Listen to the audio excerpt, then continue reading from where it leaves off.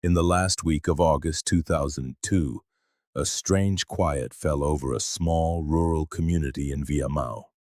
Gates were closed, lights were out, and a profound silence settled over a house that was always filled with the sound of conversation and a crackling radio.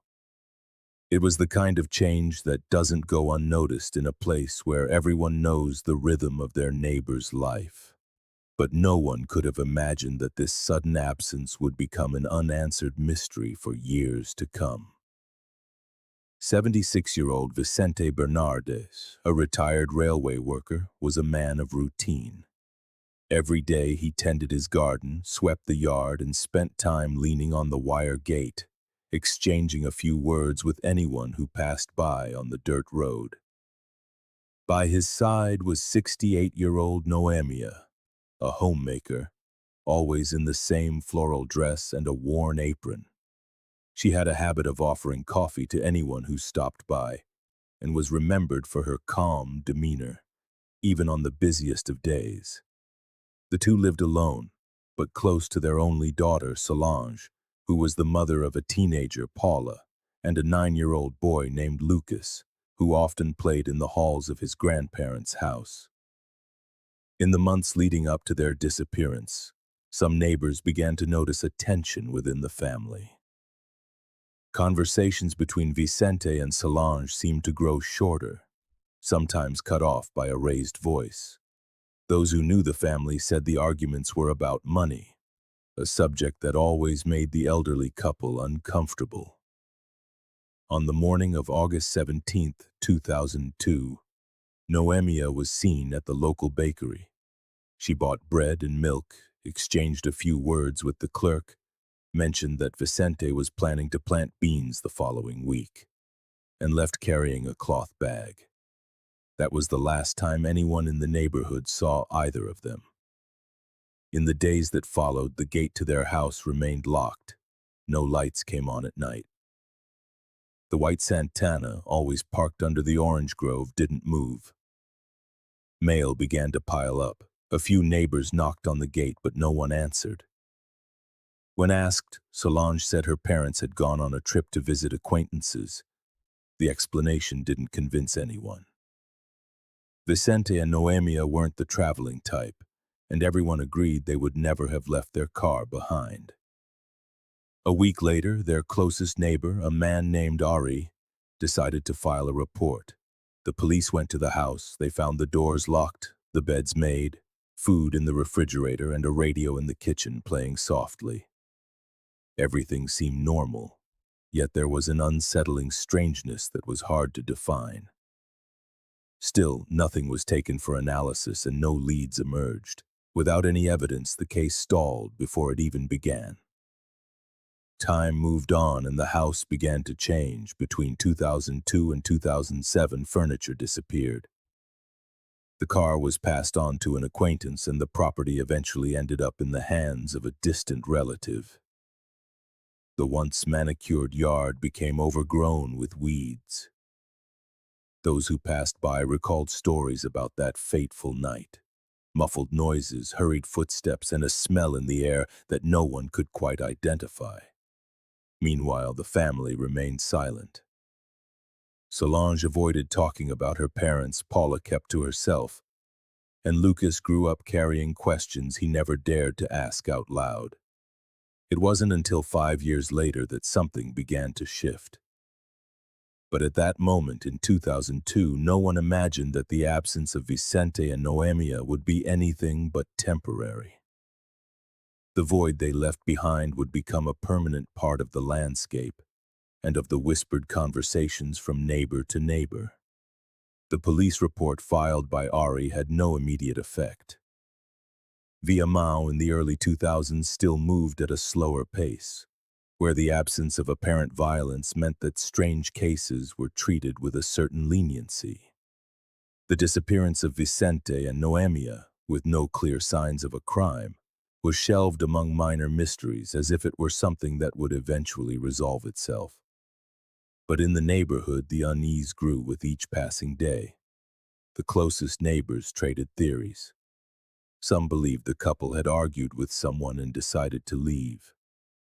Others swore that the trip Solange mentioned was just a story to cover up something more serious. The problem was, without proof or clues, everything remained speculation. After their first visit, the police never returned to the house. It was as if the door had been closed on any possibility of an investigation. Throughout this period, Solange maintained a cold demeanor. She answered neighbors' questions with short sentences and avoided long conversations. She didn't organize search parties, she didn't put up posters, and she never contacted the local press. Those who knew her relationship with her parents said that despite the recent tensions, there had been a strong bond, but the indifference she showed at that moment raised even more suspicion. Her older daughter, Paula, seemed to handle the situation practically. She kept up with her school routine and rarely mentioned the subject. But Lucas, at just 9 years old, showed signs of distress. He would spend long periods staring at his grandparents' house, as if expecting to see them suddenly appear at the gate. Sometimes he would walk over, stand silently before the padlock, and then turn back without a word. The small, quiet neighborhood began to feel the weight of their absence. The soft sound of the radio from the Bernards' kitchen had fallen silent. The once clean yard was now littered with dry leaves, and the garden was beginning to lose its shape. The smell of coffee that used to drift through the morning air was gone. It was as if the place itself was slowly being erased. By the end of that year, belongings began to be removed from the house. First, it was chairs and a cabinet carried away by 2 men no one in the neighborhood recognized. Then an old glass display case was loaded onto the back of a truck. There was no yard sale, no explanation. The interior was simply gradually emptied.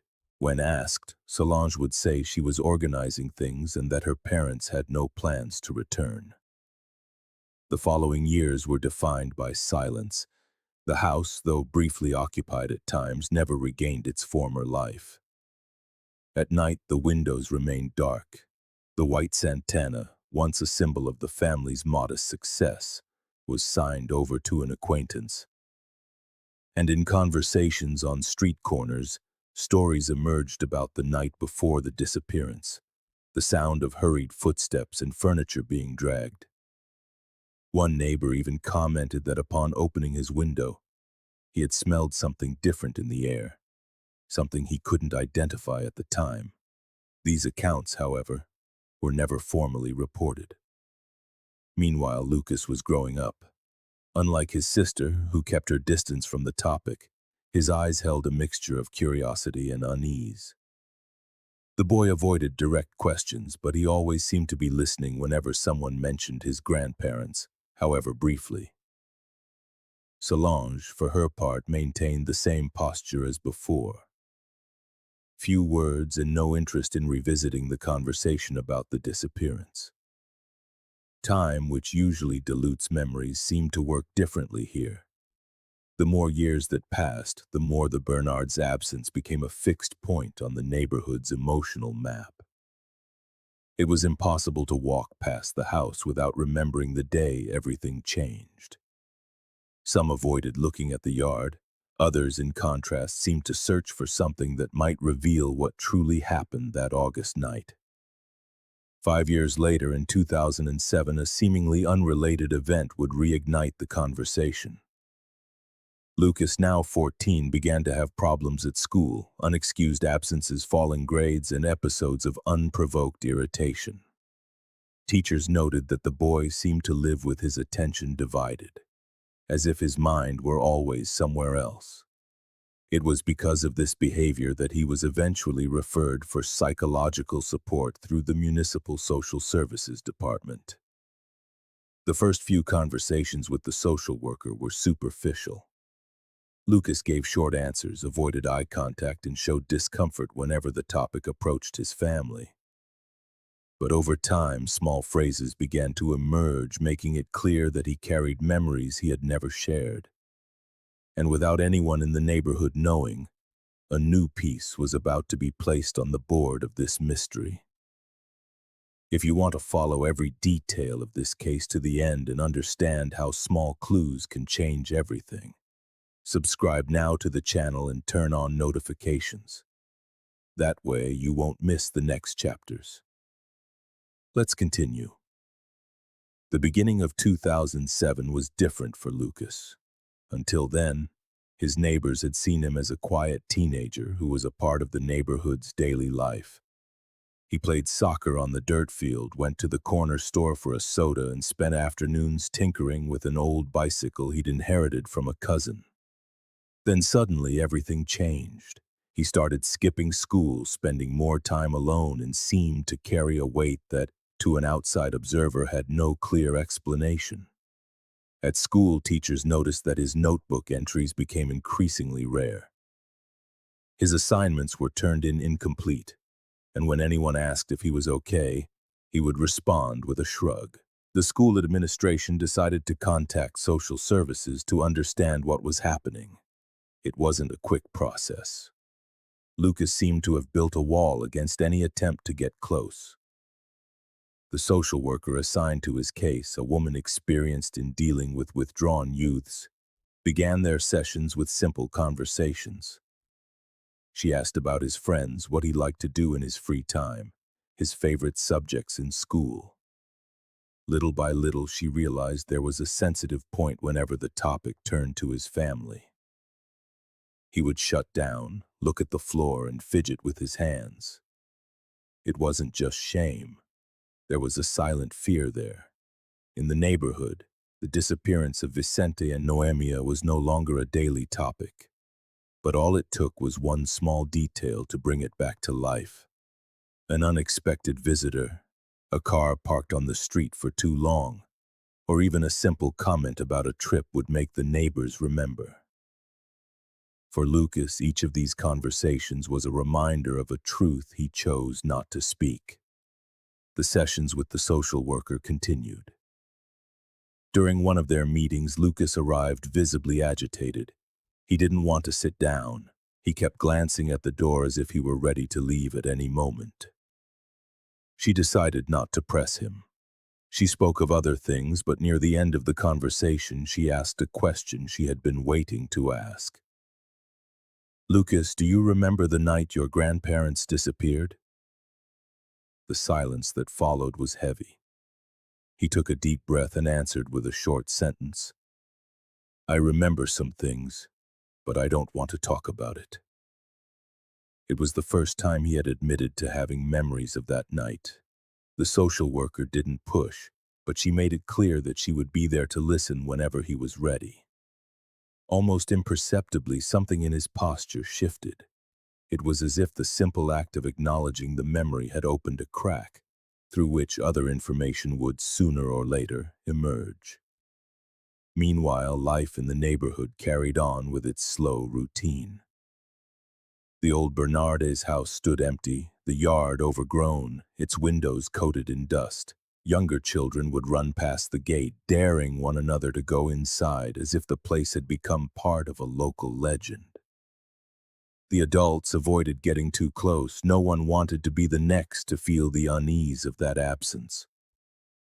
In the weeks that followed, Lucas continued to attend his sessions. He still wouldn't tell the whole story, but small phrases would slip out. He mentioned that he had woken up that night to the sound of hurried footsteps. He also said his mother had come into his room more than once, and that one of those times she was agitated, almost breathless. The social worker took notes, aware that the pieces of the puzzle were beginning to surface, even if in a jumbled order. However, Lucas would always stop before getting to any clear deals. He would say he couldn't talk about it, or that he didn't want anyone to know. The fear seemed greater than the desire to tell. And in the midst of this impasse, the social worker began to understand that whatever had happened that night wasn't just a sad episode. It was something that still held power over him today. In the neighborhood, the neighbors continued to invent their own versions of what might have happened. Some believed the couple had left on their own, fleeing a problem no one knew about. Others suspected a family dispute, but everyone agreed on one point. There was more to the story than anyone was willing to say out loud.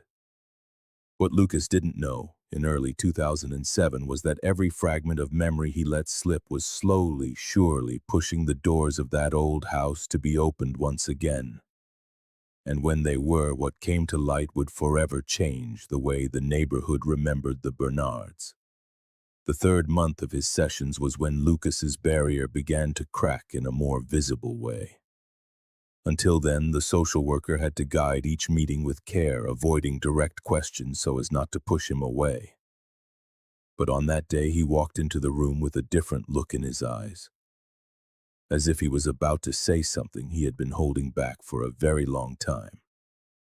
"I wasn't sleeping," he said before he even sat down.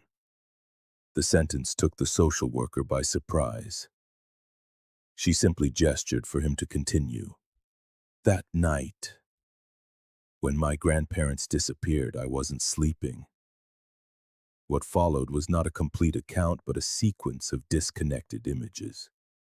He spoke of a noise coming from the kitchen, of footsteps pacing back and forth, and of raised voices. He said his mother came into his room more than once and that she seemed nervous, as if she were hiding something. He also mentioned hearing a heavy sound, like something falling to the floor, followed by silence. The social worker recorded every word. She knew she couldn't press for more details right away. But she understood that a testimony like this could not remain confined to an internal file. In the week that followed, she reached out to an old contact in the municipal network, someone with a background in investigations.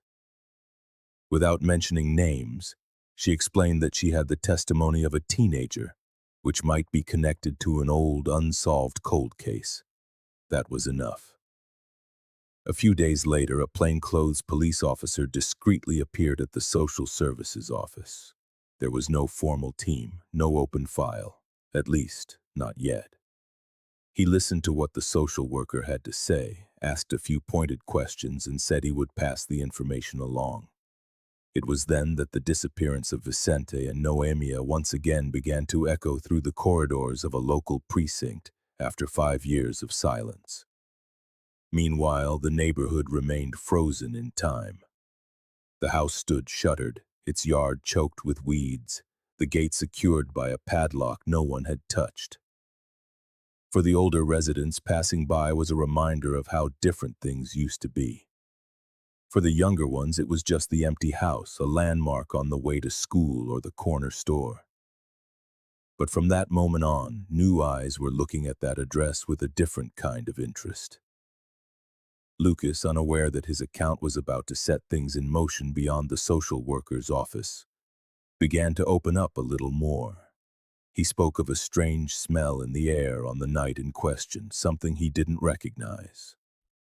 He said he tried to look out the window, but his mother appeared suddenly and ordered him back to bed. His tone wavered between fear and resignation, as if reliving that night was still too unsettling. At the station, the case's return was met with mixed reactions. Some officers felt that digging this up after so long would lead nowhere. Others believed it was worth at least checking what remained of the old Bernardes residence. They decided to pay an informal visit without any fanfare to see if there was anything to justify reopening the inquiry. One April morning in 2007, 2 plainclothes officers parked an unmarked car on the dirt road. They walked to the gate and observed the yard for a few minutes. The tall weeds obscured parts of the property, but the main structure of the house appeared intact. To the right, they could still see the brick structure that had served as a barbecue area, now abandoned and covered in dust and dry leaves. They didn't enter that day. The idea was simply to assess the state of the location and consider the next steps.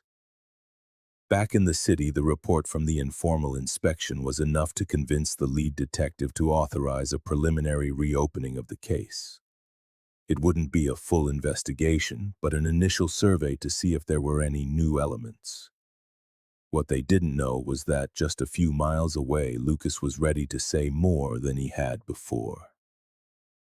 At his next session, the teenager arrived with a tense expression. He looked around, closed the door and said there was something he couldn't keep inside any longer. He recounted hearing muffled screams coming from his grandparents' room that night. He tried to get up, but his mother appeared in the hallway and pushed him back into his room. He also said that hours later he woke to a feeling of heat in the air, and a smell that, to this day, he couldn't describe. The social worker wrote everything down, aware that this testimony, if given to the police, could change the direction of a case that seemed buried for good. The neighborhood still knew nothing. For those passing by the Bernardes' house, it was just another ordinary day. But behind the scenes, the pieces were beginning to move, and the door to a 5-year-old mystery was about to creak open. When the authorization for the preliminary reopening of the case came through, the operation was discreet. There were no wailing sirens, no public announcements. The goal was to avoid unnecessary attention until they knew if there was truly something to investigate. 5 years of silence had turned the disappearance of Vicente and Noêmia into one of those topics only raised in hushed conversations. And the police wanted to keep it that way. At least for now. On the morning chosen for the first official visit, 2 investigators and a forensics expert made their way down the dirt road leading to the old Bernardes' house. The gate was still secured with the same padlock from years ago, its rust a testament to how long it had been untouched. The tall grass covered part of the entrance, forcing the men to push aside dry branches to get through. As they crossed the yard, they noticed that Vicente's vegetable garden had vanished completely. In its place was only hard-packed earth and a few wild plants. The house, from the outside, looked intact. The white walls were stained with damp, but the windows still held some of their original glass. The forensics expert photographed every detail before using a key, obtained from a distant relative, to open the main door. The air that escaped from within was a stale mix of dust, old wood, and the faint, damp scent of mold. What little natural light entered cast long shadows across the rooms. In the kitchen, the radio that, according to records, was still playing during the first visit in 2002, was gone. In its place was an empty space on the Formica countertop. The unplugged refrigerator stood open, its shelves missing. In the master bedroom, the bed frame was bare and the wardrobe held only a few old clothes blanketed in dust. The expert took notes on the furniture's arrangement, though he knew much could have been moved over the years. In the yard, their attention turned to the barbecue area Vicente had built in the 90s. It was where he used to gather friends and neighbors for weekend cookouts. The exposed brick structure was covered in dry leaves and streaked by rain. Beside it, a rusted sink and a partially rotted wooden bench completed the scene of decay. The investigators exchanged a look but decided not to touch anything that day. The objective was simply to document the property's general condition. Meanwhile, in the city, the social worker attending to Lucas awaited a call from the police. She knew his testimony was the sole reason for that visit, but she wasn't sure how they were interpreting the information. Lucas, for his part, seemed relieved to have shared part of the story, yet he still shied away from what truly troubled him. In each session, he would let another detail slip, as if testing how far he could go without facing consequences. At the end of that first official inspection, the forensics expert suggested another visit, this time with a warrant to collect samples. He said that even after years, certain traces could remain in less exposed areas. The detective, upon receiving the preliminary report, agreed. He scheduled the new operation for the following week, ensuring the team would return with the proper equipment. The neighborhood, as always, noticed something was happening. A resident mentioned seeing 2 men taking pictures of the yard, and the news spread quickly.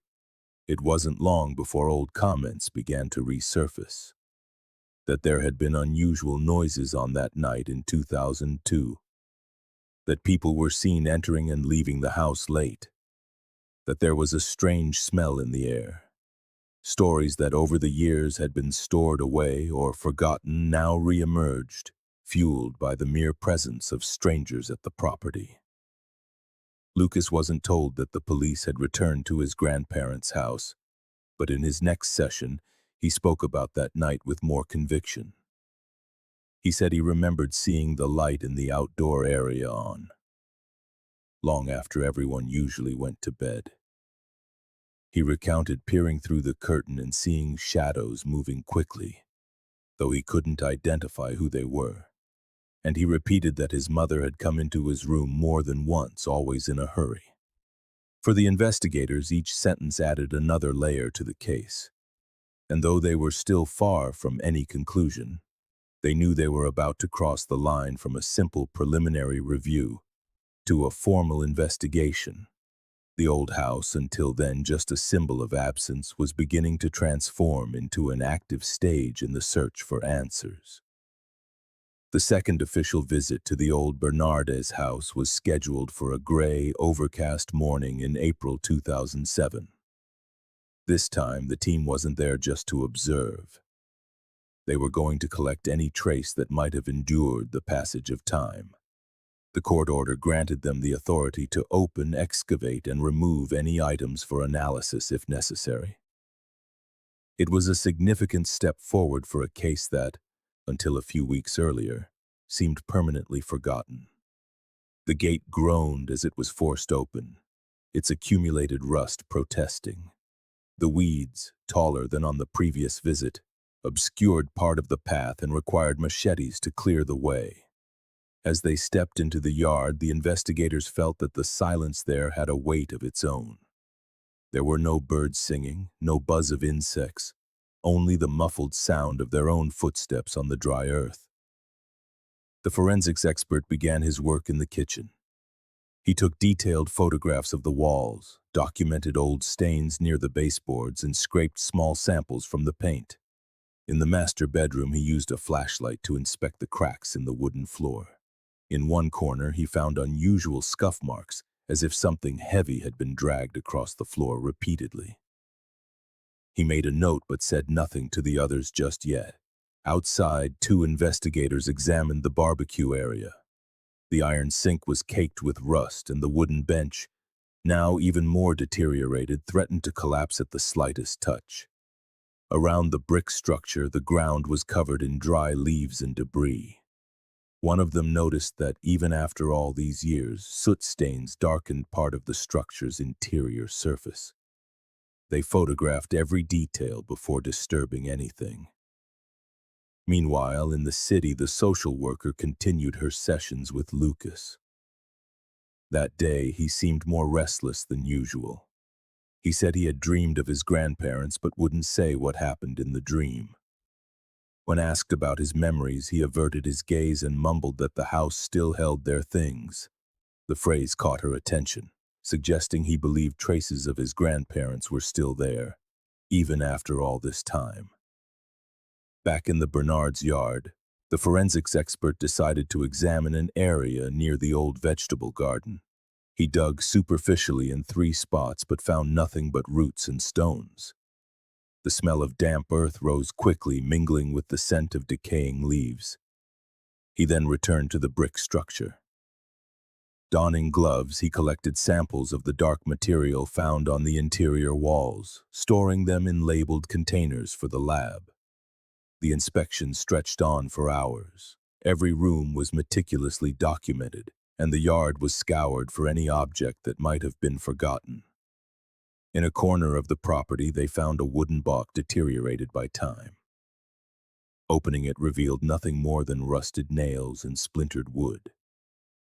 It wasn't what they were looking for, but everything was photographed and catalogued. As the team prepared to leave, one of the investigators noticed a detail that had gone unnoticed on the first visit. A mark on the ground near the side gate, as if something heavy had been dragged away. The trail was not recent, but it was still visible, likely preserved by the lack of foot traffic in the area. The forensic expert crouched down, observed it in silence, and made more notes. At the end of the search, the collected material was carefully packaged and taken for analysis. No one present dared to venture a conclusion on site. Upon receiving the photographic report, the lead detective authorized the continuation of the investigation. It wasn't the proof they needed, but it was enough to keep the case alive. In the neighborhood, the activity drew more attention than the first visit. Some residents watched from a distance, trying to understand what was happening. An elderly woman commented at the local store that the gate had been open and people were messing with the barbecue pit. The phrase circulated quickly, reigniting old conversations. Suddenly, stories from 2002 resurfaced, each with different details, as if everyone held a piece of the puzzle. Lucas didn't know the house was being inspected again, but days later he arrived at his session with the social worker, more serious than usual.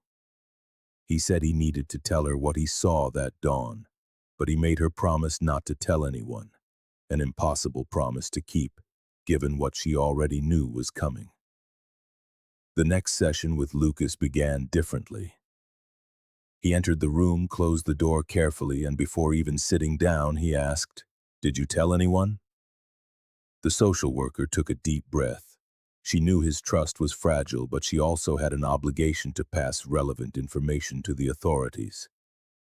"Lucas, I need you to understand that some things can't stay just between us," she replied, choosing her words calmly. "But I haven't said anything without a reason."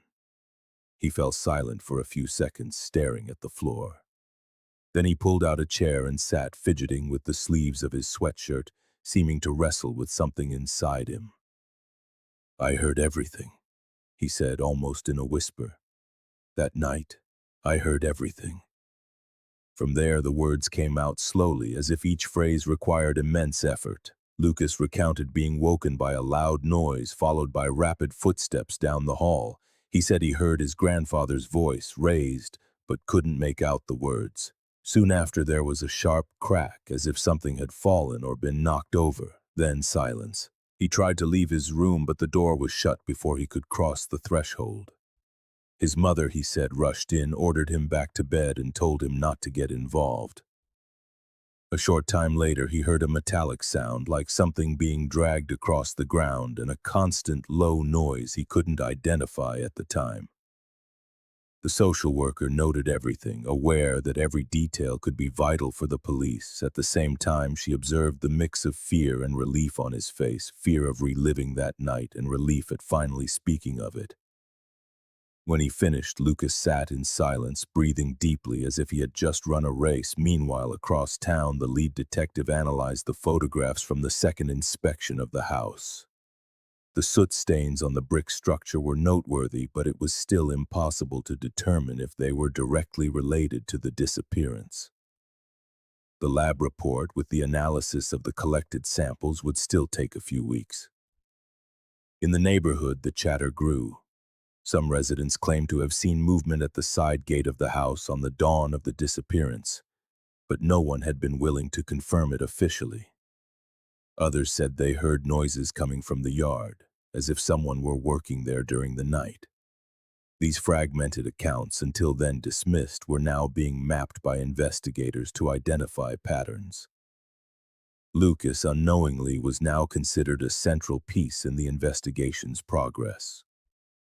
Following protocol, the social worker prepared a detailed report with the new testimony and forwarded it to the detective. The document described not only what he said, but how he said it. The initial hesitation, the long pauses, and the expressions of discomfort when mentioning certain sounds and smells. The police decided it was time to speak with him directly. But they knew they couldn't force him. It would be necessary to build trust, perhaps through interviews accompanied by the social worker.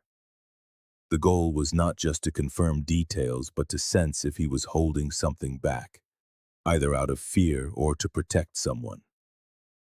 That same day, an unmarked car drove slowly past the Bernardes' house. It wasn't an official visit, just a way to maintain discreet surveillance. The investigator in the passenger seat observed every detail. The still-closed gate, the overgrown weeds, the brick structure partially hidden by branches. He noted everything in a pad and moved on. That night, a light rain began to fall over the neighborhood, washing the dust from the dirt road and forming small puddles. For some neighbors, the image of the house under that drizzle brought back uneasy memories. It was impossible not to think of Vicente and Noêmia and the sudden way they had vanished. Lucas, for his part, went to bed early that night, but before turning off the light, he stared at the ceiling, remembering the sounds he had heard 5 years earlier. He knew now that he could no longer keep these memories to himself. What he didn't yet imagine was that very soon his words would make the police look at a specific spot in the yard with entirely new eyes. The request to speak directly with Lucas was authorized in early 2007. The detective knew he couldn't simply summon the teenager to a police station. That would create immediate resistance. The solution was to hold the conversation in a neutral space, the very room where he already met with the social worker. This way, an investigator's presence could be introduced gradually, without Lucas feeling like he was being interrogated. On the scheduled day, the social worker explained that a friend of hers wanted to hear his story as well.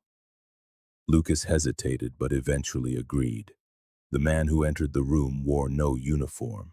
He had on a simple shirt, jeans, and carried a notebook.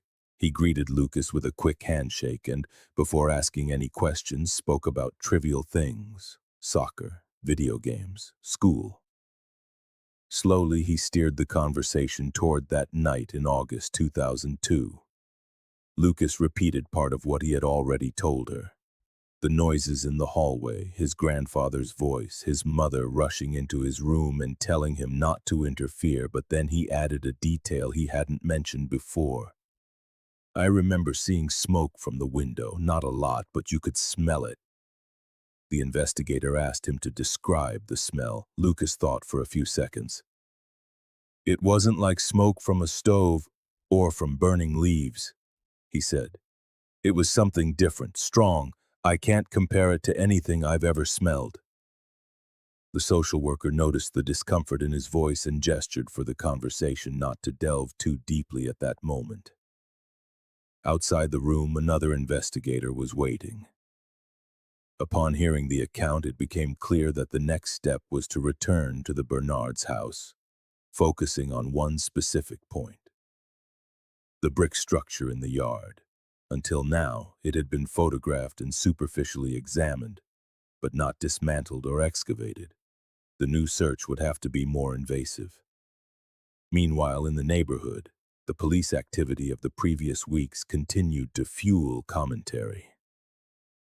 A man who lived 2 streets away said that on that dawn in 2002, he had ridden his bicycle past the house and saw a light on in the yard, which was unusual for that hour. Another resident claimed to have heard a repetitive metallic sound, but couldn't say where it came from. None of these accounts had been officially recorded at the time, which complicated the police's work. Putting the new elements together, the detective decided to schedule the 3rd visit for the second half of May. This time, the team would go with a warrant to dismantle part of the structure if necessary and to collect any material found. They would also bring equipment to sift through ash and fragments should any be located inside. Lucas was not informed of the date. The social worker believed it was best to avoid unnecessary anxiety, as he still showed reluctance to reveal everything he knew.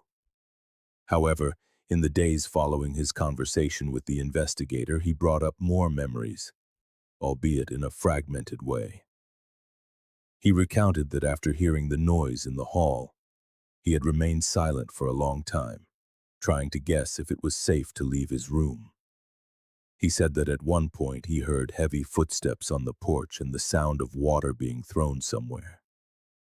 These details, as small as they seemed, reinforced the idea that something significant had happened in the outer part of the house.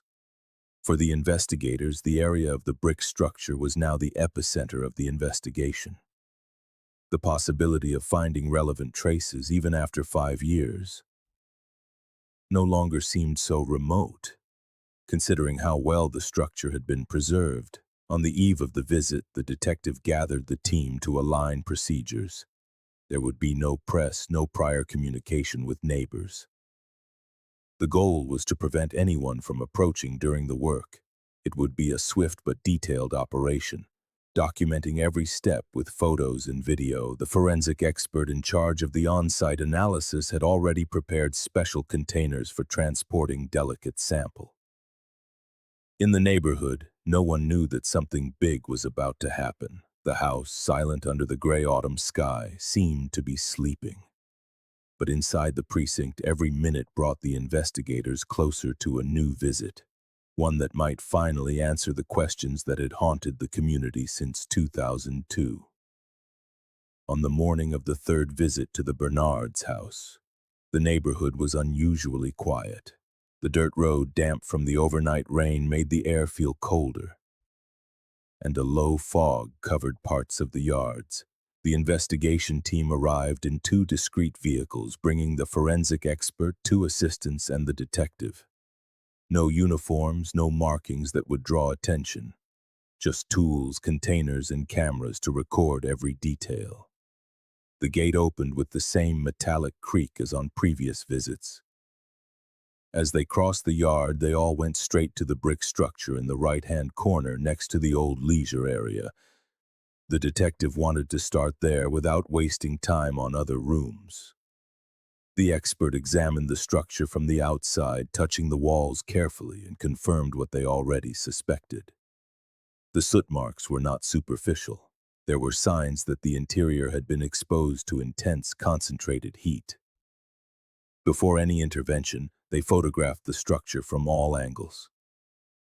Then an assistant set up a tripod with a fixed camera to record the dismantling. The first step was to remove any loose debris from the inside: dry branches, accumulated leaves, and pieces of charcoal. Everything was placed in labeled bags. Next, they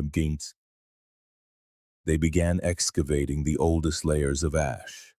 The expert used a small trowel, removing the material carefully to avoid damaging any potential evidence.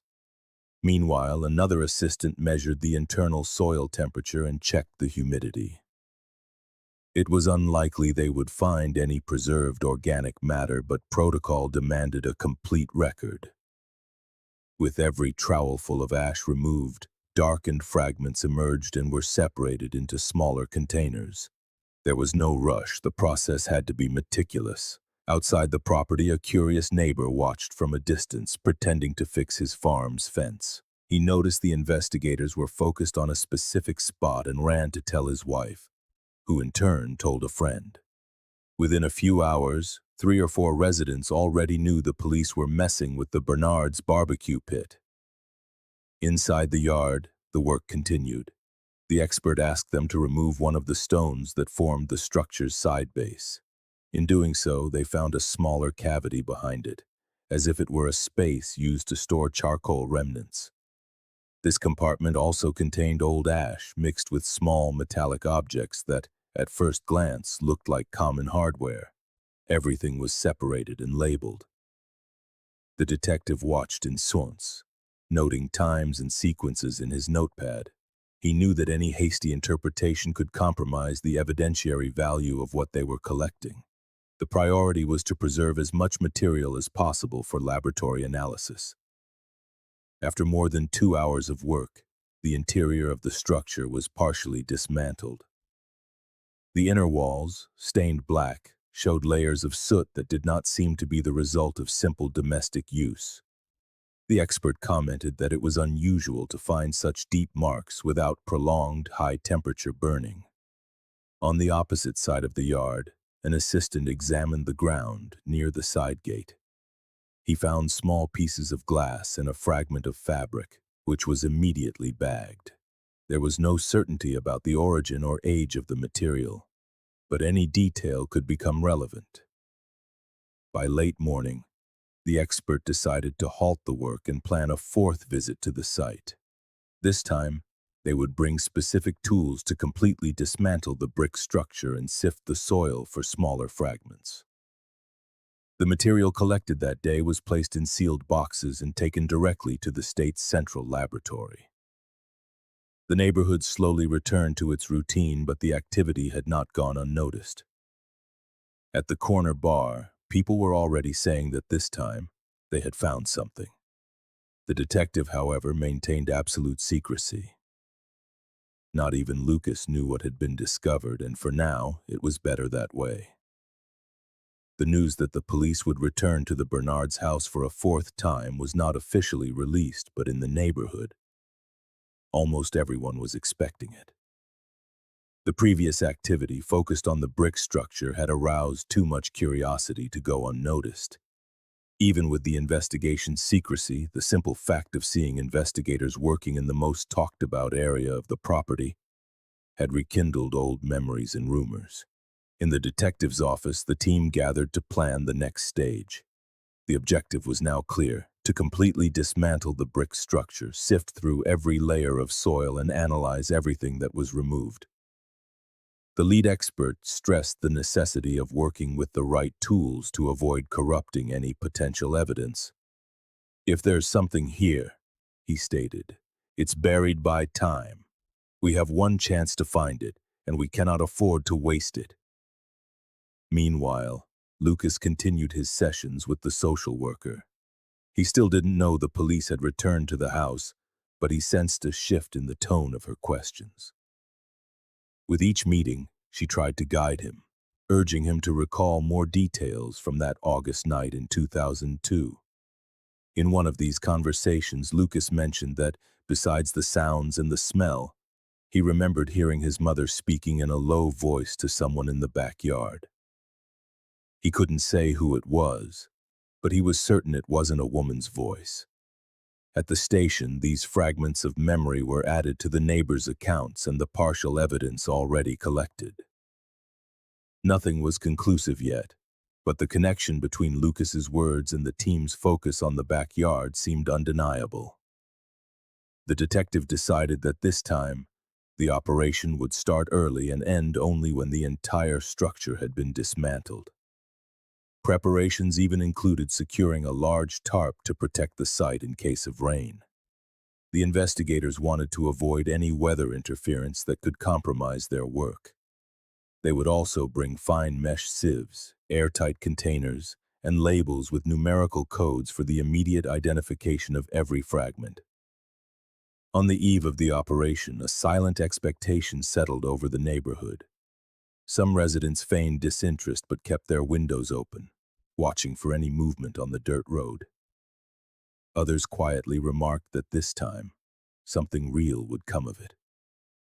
No one knew for sure, but everyone felt the investigation was reaching its most critical point. Lucas spent that night restless. He couldn't explain it, but he had a feeling that something was about to change. He dreamed he was in his grandparents' backyard, staring at the brick structure, and it seemed much larger than it was in reality. In the dream, his mother called to him from the doorway, but her voice sounded distant, as if coming from somewhere else. He woke with a racing heart and lay silent in the darkness, trying to push the images away. On the scheduled morning, the two police vehicles drove down the dirt road again without sirens or visible markings. Upon entering the yard, they quickly set up the tarp over the structure and began preparing their tools. The expert photographed every detail before starting the disassembly. The first rows of bricks were removed with care, revealing older layers of soot and ash. Everything was separated and placed into numbered containers. With each new shovelful of material, the tension mounted, the sound of shaking sieves mixed with the scrape of tools on the ground. The detective watched with his arms crossed, attentive to any reaction from the team. No one spoke much. The silence was broken only by short commands. "Slower there. Hold that part. Label this container." Side by side, sealed boxes began to line up in a corner of the yard. Their contents were just dark, fragmented matter. but the team knew that within them could lie the answer to a 5-year-old mystery. The expert, crouching, signaled for his assistants to pause. He had found something that required immediate documentation. But for now, he offered no details. The work would continue until late afternoon, and though no one outside the team knew it, the investigation was just a few steps from crossing the line between suspicion and confirmation. The dismantling of the brick structure progressed slowly. The expert coordinated every move, ensuring nothing was removed without being documented. The deeper rows were damper, the mortar crumbling at the touch. Between the layers, pieces of charcoal larger than expected began to appear, mixed with fragments of metal and small, shapeless objects. As the walls came down, the interior of the structure became more visible. Investigators used small trowels to remove the material accumulated at the bottom, placing it all onto fine mesh sieves. The repetitive motion revealed increasingly unusual elements. Pieces of hardened fabric, fragments of leather, and small slivers of something that, at first glance, looked like porcelain or ceramic. The expert set them aside without comment. Outside, the detective kept his distance, speaking in a low voice with one of his aides. They knew that if any organic material had been preserved, even in a fragmented state, the chances for analysis would be limited, but not impossible. Time was an enemy, but it had also been a protector. The enclosed structure had helped in some way to preserve what was hidden inside. Around noon, a shovel met resistance. It wasn't a stone nor part of the foundation. The dull thud caught everyone's attention. The expert knelt, used a brush to clear away the surrounding material, and revealed an irregular grayish surface. He asked an assistant to document the scene with several photos before continuing. The work now proceeded with spatulas and tweezers, uncovering fragments that, beneath the dark dust, had contours no one there wanted to identify before the right moment. The fragments were placed in special containers, sealed and numbered. The smell in the air changed, an odor that mixed old soot with something deeper, difficult to describe, which made two assistants instinctively take a step back. The expert said nothing, but everyone noticed. Outside the yard, two neighbors stopped to watch. One of them, trying to get a better view, leaned on the fence but was warned away by an officer. "This is no time for curiosity," he said firmly. Still, the rumor that they had found something began to spread through the neighboring houses. Back inside the structure, more fragments were revealed along with small objects, deformed by the heat. A piece of a metal buckle, something resembling the heel of a shoe, and a narrow strip that could have been part of a belt. Each piece was photographed and packaged separately. The tension in the air was palpable. No one spoke loudly. Even the sounds of the tools seemed more muffled. The detective, notebook in hand, recorded the sequence of the findings and marked the times. With each new collection, he would glance at the expert as if seeking silent confirmation. The work stretched into the afternoon. The sun was already low when the last layer from the interior was removed. The bottom of the structure showed signs of extreme heat and an unusual discoloration in the mortar. The expert asked for everything to be covered with a tarp and sealed until the next stage, which would take place at the lab. There was nothing more to be removed without a controlled analysis. As they packed up the material, the detective took one last look at the now semi-dismantled structure. He didn't need to say it out loud, but everyone there knew that this collection had changed the course of the case. The team's heavy silence said more than any words could. As they left, the vehicles drove slowly down the dirt road, carrying in the sealed boxes what could answer the questions that had haunted the neighborhood since 2002. Behind them, the gate creaked shut with the same metallic groan, as if once again guarding secrets that were not yet ready to be revealed to the world. The material collected during the final search went straight to the central laboratory. Days of waiting followed, with the team monitoring every update. The lead expert knew that any detail, no matter how small, could make a difference. The sealed boxes were opened in a controlled environment, and each fragment underwent visual, microscopic, and, where possible, chemical analysis. The first results arrived in partial reports, confirming that some of the material was organic, with microstructures consistent with human bone. The advanced state of degradation prevented a complete identification, but the morphology suggested they belonged to two different individuals, one taller, one shorter, consistent with the physical builds of Vicente and Noêmia. Alongside the fragments, experts identified textile fibers that, though burned, retained patterns of a floral print. A comparison with old photographs of Noêmia showed a strong resemblance to a dress she often wore. Another finding was a deformed piece of metal, consistent with the buckle of a man's shoe, which could correspond to the type Vicente wore. These elements, taken together, painted a picture that was difficult to ignore. There was, however, no direct evidence pointing to the perpetrator. The detective presented the report to the prosecutor's office, which acknowledged the gravity of the findings but stressed that, legally, there was not enough evidence to bring anyone to trial. 5 years had passed, and with them potential witnesses and records that could have supported a formal accusation had vanished. The news, even without a conviction, spread through the neighborhood. For the residents, the confirmation that the fragments were human finally ended the uncertainty that had lingered since 2002. The old brick structure, once a place for gatherings, became a silent symbol of a tragic end. Lucas learned of the results from his social worker. She told him gently, explaining that the analysis confirmed what he had long feared.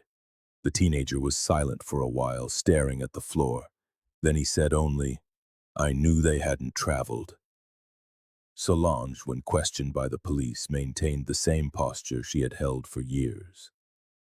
Short answers, denials of involvement, and an apparent lack of emotion. She claimed to know nothing about what happened that night. Without direct proof, nothing more could be done. The house remained closed. Weeds took over the yard, and the brick structure, now partially dismantled, was left as it was. Slowly, the site became just another part of the landscape. But for those who lived through those years, every brick carries memories that time could not erase. Officially, the case remains an unsolved disappearance. Unofficially, for the neighborhood, the conclusion has already been drawn.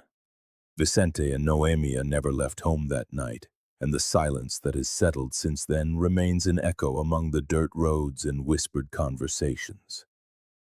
If you've made it this far and want to hear more true stories like this one, subscribe to the channel right now. Turn on notifications and share this video with anyone interested in unsolved cases.